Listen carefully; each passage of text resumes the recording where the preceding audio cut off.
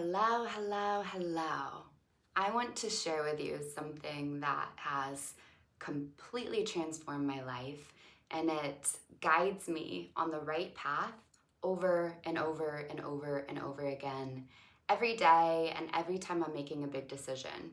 And that is to live from love instead of fear. Live from love instead of fear. And what does that mean?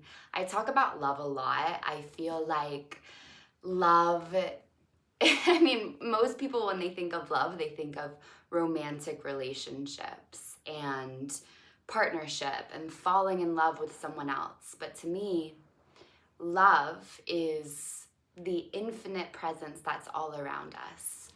Love is the infinite intelligence that teaches the flowers how to bloom, and it guides the deer to the stream and the bird where to make its nest. And it's this intelligent, wise, loving, infinite energy field that we always have access to.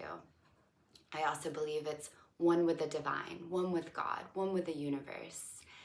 And so often, being a human in a human body with a human brain that is designed towards survival, fear blocks us from living our best lives. So I want to teach you a little bit about what's going on in the brain.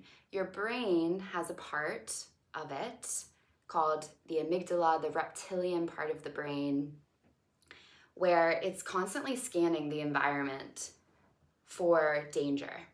Because although our world has rapidly changed and we have all of this technology, and if you have a home with a roof over your head and a lock on the door, you are pretty much safe. Like, you're way more safe. I mean, I know everyone's different, but you are safe in the sense that you're not out living in a cave or with a tribe, fighting for your life, going and picking every meal. If someone new comes into your tribe, they could be dangerous.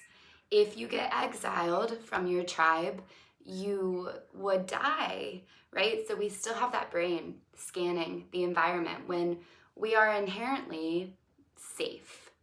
And we have environments that make us feel very safe. And we have food that we can order from people and order on Grubhub and go to the grocery store with an abundance of food. And we have shelter and water. And I know not everyone in the world has that, but if you're watching this video on your iPhone or laptop or TV, I'm willing to bet you have that. So we get to take advantage of that to really create the life we want to live, where we don't need to live in the survival mode, but our brains are still in that development. Our brains haven't developed as rapidly as society has developed. So what does that mean? That means you need to learn what is fear and where is fear guiding me in my life, and how can I invite more love in? And there's a really simple way to do this. You can start doing this today. You simply ask yourself, is this decision coming from fear or love? Is this decision coming from fear or love? And then just see what arises, okay? See what arises. Because you'll notice in every area of your life, very often fear will affect your decision in a way that you wouldn't really feel proud of, or it wouldn't lead you to your best life. So for example, when I started coaching online, I had always had this intuitive feeling that I was meant to be a coach and help people. And I ran away from it over and over and over again. I remember in college, I was really big into health and fitness. And I wanted to post on Instagram about health and fitness, but I was terrified about what people would think. So one time I made a secret account during one of our breaks where we go home. And there was no photo of my face, but it was a before and after picture of my body. And my emailed it like notified everyone in my contacts of my account. And the guy who I was seeing at the time, it was like, you know, we weren't fully dating, but it was that talking stage where like you want some mystery alive. He messaged me. And he said, "Did you create this account?" And he screenshotted it to me. And I was petrified. And I lied. I said, "Oh my gosh, I think my sister made that account with pictures of me." And I deleted it. And then time went on, and that voice still within me was like, "You need to be a coach. You need to help people." And it went on, and it felt like I was running around a football field. Did you ever do that in track where, or in lacrosse or any sport you played where you had to run around the track, around the football field? It felt like I was running around, I was just running, trying to get away from the thing I feared, but boom, I just came back to it. And then I was running away from it, and then boom, I came back to it. And after 4 years of running away from it, I finally said, fuck it. And this was after grad school, my first year after grad school, so years later. I remember I decided, at the time I didn't know how to ask myself what would love do here, but I just decided to be courageous. For the first time in my entire life that I can recall, instead of letting fear run the show, I made a bold, courageous action. I didn't ask my roommates, I didn't ask my friends, I didn't ask my family. I just said, I'm gonna do this. And I made a post on my personal Instagram page, and then I turned off my phone, and I was introducing like, hey guys, I'm gonna teach about health and fitness now, and I turned off my phone, and then I turned it on 30 minutes later, and I received so much support. And it was like, just after making the post, before even seeing anything, it was like a weight off my shoulders. And that was a very pivotal moment for me, because that moment of taking courageous action out of love instead of fear opened up the door to now, 7, 8 years later, a career that I'm in love with. And I could have never seen back then what it would be now. And it's still constantly evolving and changing. But I had to take that first courageous action. And then the next courageous action was talk on video on Instagram stories. And then create a program, hire a business coach, which was a huge investment. It was $6,000 that I didn't have, so I took out a loan. And then make sales. And then I made, within a week of hiring that person, I started making sales, and I made $4,500 within days. And I was like, what? It was like every courageous action was opening doors for me. My hands are doors opening right now. And I eventually learned about the energy and frequency of love, which is the feeling of courage. Sometimes love feels really warm and really right.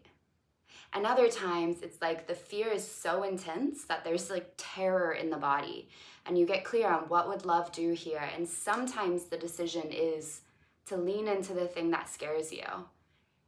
So I want to give you some steps. The first step is to dream bigger than your fears. Dream bigger than your fears. It's funny, in my last video or the video before, when I was talking about the third stage of manifesting, I shared about how I was guided to live in Costa Rica. And I'm getting a little emotional right now, because one thing that I always fear when I come here is, woo! Oh man. I fear my family passing away. Like, it's a huge fear of mine. Whew. And notice right now, I'm just letting it be there. I'm just letting the fear be there. And it's interesting because when I was visiting family before I came back, I noticed the part of my primal mind that was trying to convince me out of fear to stay. And I tried falling in love with living in the United States. But why? This is what I really had to get clear on. it was all rooted in fear. It was fear of being away from my family. It was fear of my family, someone in my family dying. It was fear of my dog missing me, my family's dog. Okay, this does make me emotional, but also let me preface, it's the first day of my period. So emotions are actually extra amplified. Thanks for being in it with me. So you can feel how alive this is for me. And it's interesting because my mind was trying to convince me to stay, and I tried it. And guess what? Making that decision of trying to stay, rooted in fear, the soil and the roots are all fear. It was awful. Like, it didn't feel right. It felt like I was pushing a boulder up a hill. Like, it took like 150% of my effort every day just to feel okay. Whereas when I live where my soul has guided me to live, here in Costa Rica,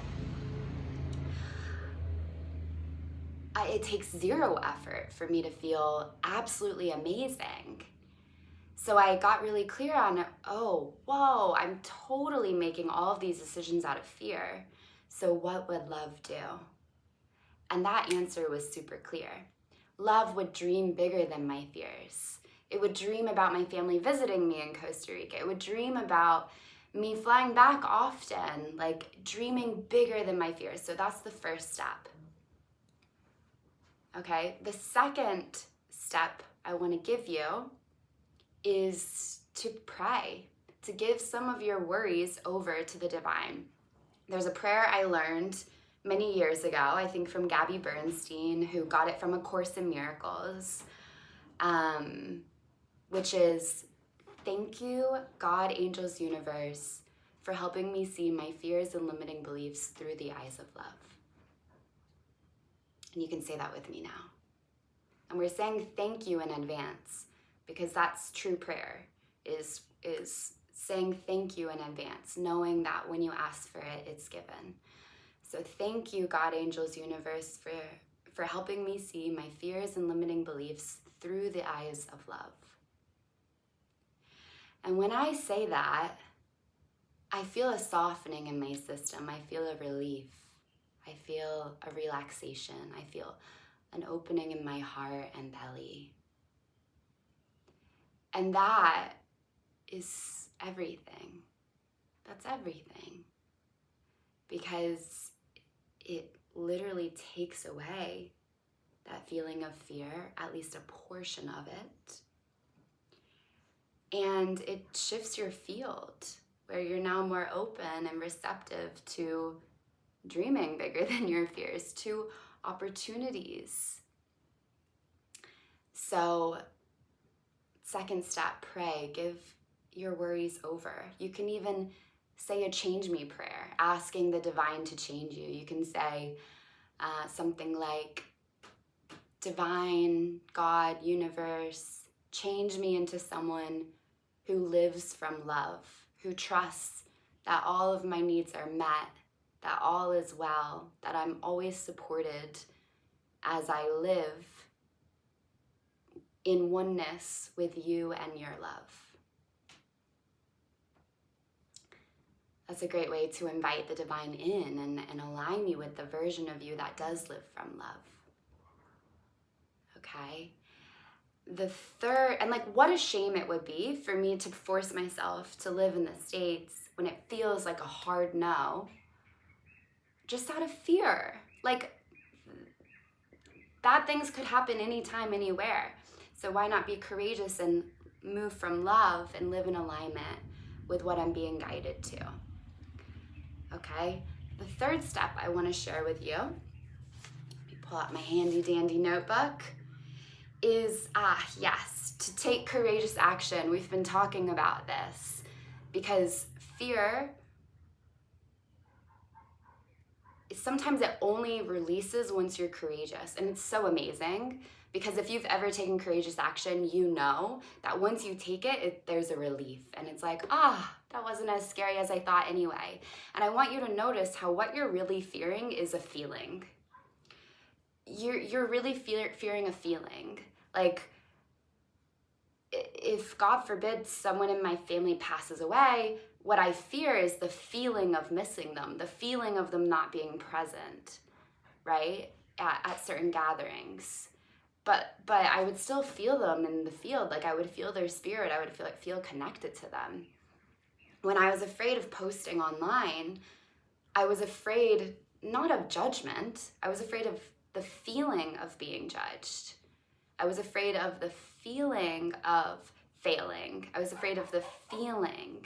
So we're always really just fearing feelings. So if you can have the courage to feel, oh my God, you can do anything. You can do anything. Nobody's fearless. Well, there's a few people who are fearless, and it's really dangerous for them because they don't know, they don't have the part of their brain that would stop them from walking into a street in front of a car. Like, we need that for our survival, and beyond that, we need to be courageous enough to feel, okay? And the fourth step is to ask for support. So you've already asked for support from the divine. Ask for support from a friend, someone you love, someone you trust, your partner, a family member, or a coach, a teacher, a mentor, a healer. It's amazing. And this is why I'm so obsessed with mentorship and coaching, both giving it and receiving it, is because many things in life we're not meant to step into alone.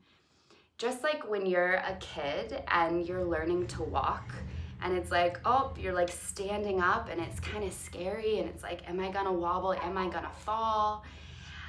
You have someone there supporting you and helping you feel safe, or at least hopefully you do.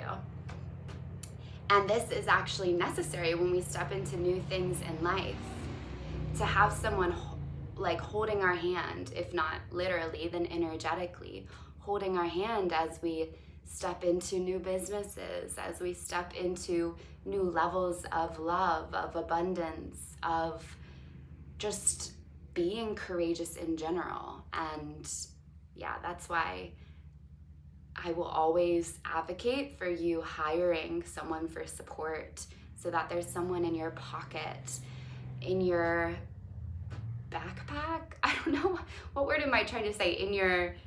Someone in your, oh my gosh, period brain. Someone in your, what is this saying? Let me know in the comments if you're thinking of it. But someone with you, holding your hand and supporting you, encouraging you, empowering you into the next level. Think about the word encourage. Encourage. You're putting courage into someone. It's amazing. And we're not meant to do this life thing alone. We're meant to do it together. Okay? So I hope this video was helpful for you.